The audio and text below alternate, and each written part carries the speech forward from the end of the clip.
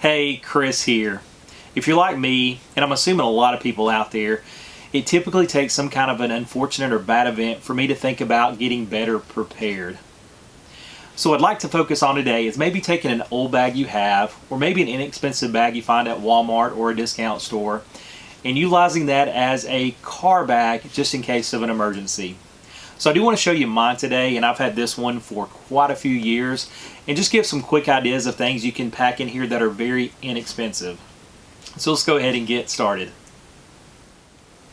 When thinking about having an emergency bag or kit for your car, there's four primary categories I typically make sure that I have covered. The first one is making sure you have water.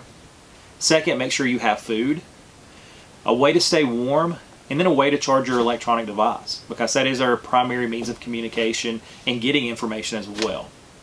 So let's go through all those, and I want to show you what I have packed in my bag to potentially give you some ideas that are relatively inexpensive. And like I mentioned to begin with, just having water. Water is going to be probably your most important item.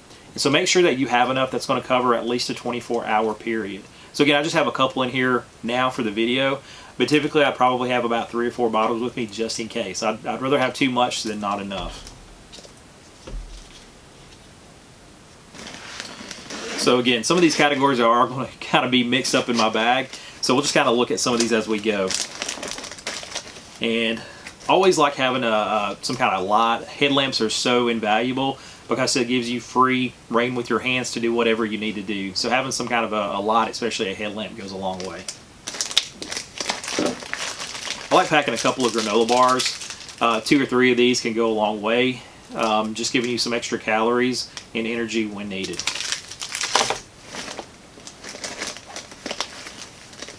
And again, having some kind of external portable battery can potentially help you when you need to charge an electronic device. Because what I find is if your car goes dead, a lot of times your phone goes dead. You don't have a way to communicate, especially if you're in your car, kind of stuck, isolated for a while. Your battery might go dead. So having a way to charge your electronic device to keep in touch with people is invaluable in a lot of situations. Inexpensive rain poncho. I think this one is from Walmart. So if you need to get out of your car, if it's snowing, if it's raining, whatever, just a cheap poncho can help keep you from getting just completely soaked. So I highly recommend getting an emergency poncho. Cotton balls. Cotton balls go a long way. If you needed to start a fire, if you needed this for whatever, just packing some cotton balls. And these are very lightweight. Doesn't take up much space in your bag either. Some kind of hot hands. I mean, a lot of times just getting a little heat can psychologically help in a lot of situations. So some kind of hot hands. Again, not a lot of warmth, but your feet or maybe in your shoes can help out. And if you have any canned foods, a way to open your canned foods. These are some very cheap kind of not easy to use can openers. And you see how small they are, but they would help get around the top of the can. And then if you need some additional lights, some glow sticks. These are very inexpensive. You can buy these at Walmart or Hobby Lobby or places like that. And again, these can go a long way in some emergency situations.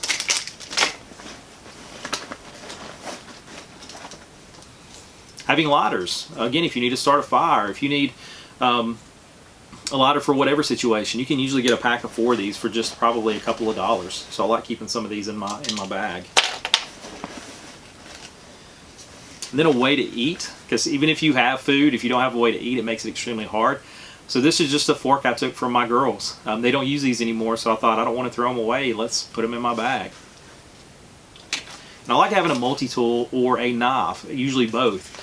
And I got this little multi-tool from Cabela's, I think probably for about $5. So very inexpensive. That can come in handy in a lot of those situations that you encounter.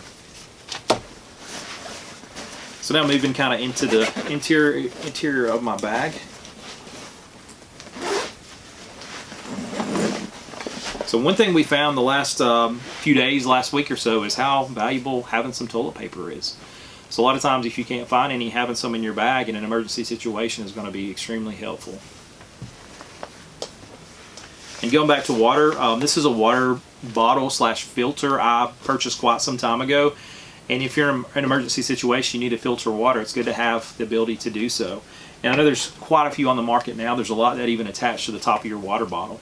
And for the most part, a lot of those are relatively inexpensive, anywhere from about $15 to $20+. I know Lifestraw makes one, and I've seen that on Amazon for around $11 many times. Usually it's around $15 to $18, but still in an emergency situation, that goes a long way. Think about how you can use some storage items in different ways. This is typically something you use when you go fishing, but I thought, hey, I want to use this for a place to store some of my smaller items so I can easily find them. So I do have some batteries in here, and I have a spork, and it looks like a blade sharpener. So I could definitely put some other items inside. But again, when you see some of these things at Walmart or wherever you're shopping at, and you're like, hey, what can I potentially use that for, especially if it's only a few dollars, put it in your bag. So just to get through some of this quickly, I have some cold weather items in here. A boggin, something for my neck. I like to keep some long johns. Extra pair of socks in case my feet got wet. Love to change that out. Having some rope. Again, who knows why or when you might need rope, but having it goes a long way. Even the same with duct tape. Having some kind of tape can potentially go a long way as well. And then bug spray. Bug spray can potentially come in handy. And going back to food, a couple things I would like to mention about food.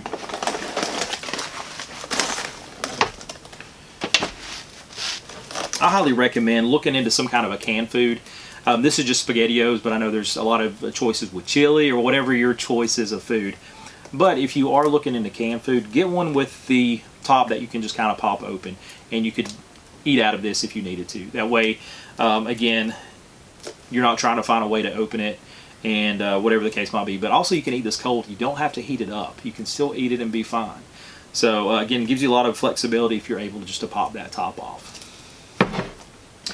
And then one of my favorites is the Mountain House freeze-dried food. These are actually really, really good. But the key to these is you have to boil water to put that water inside. Let it sit for 8 to 10 minutes before you can eat it. So you have to have a way to boil your water. So again, these are really good. I've had many different kinds.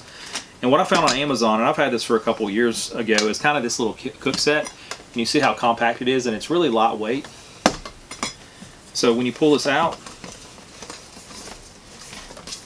again, you see how small the form factor is. But you're always going to have a little bit of space inside of this. And I have my camp stove, my backpacking stove, and I have a gas canister. So basically what you do is you just get your little stove out, and again, this is super small. See how small it is? And this is one of the probably knockoffs I found on Amazon for about $8 to $10. So this goes on top of your little fuel canister. You screw that in, and then once you do that, your can sets right on top of that.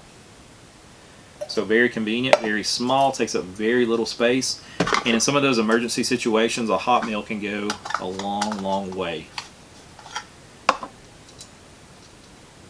And with these little camp stoves, you can really spend as much money as you want on these. I mean, you can find these for $40 or $50 a name brand. But for me, like I said, about $8 to $12 on this one. And for the amount of time I actually use this one, well worth that. I love the fact you can just pack it up, and it takes very little room in your bag. Then a couple other things I want to mention that you can easily stick in your car, not maybe in your bag, but having a sleeping bag. This stays in my car until I go camping, and then I just pull it out because I know where it's at. If you're in a situation where you're stuck in your car and it's cold, having that ability to stay warm is invaluable, which kind of goes along with my next item.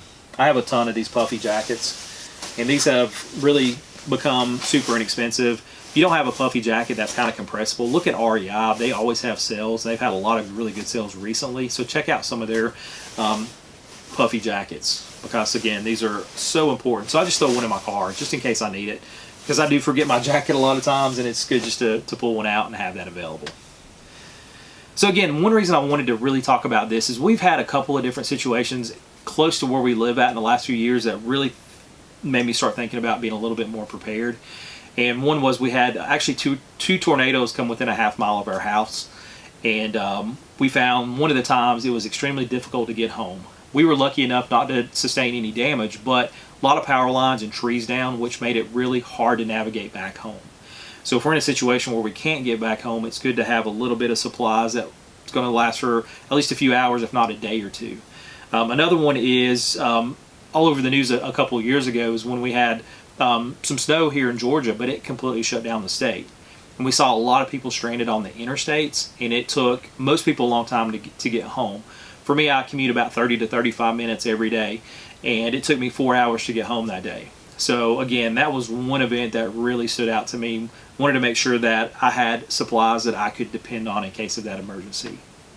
So just a couple of disclaimers. This is definitely not all-inclusive. This is just hopefully giving you some inexpensive ideas of what you can potentially pack. If you have other ideas, I would love to hear that. Or if you have a bag, tell me what's in your bag.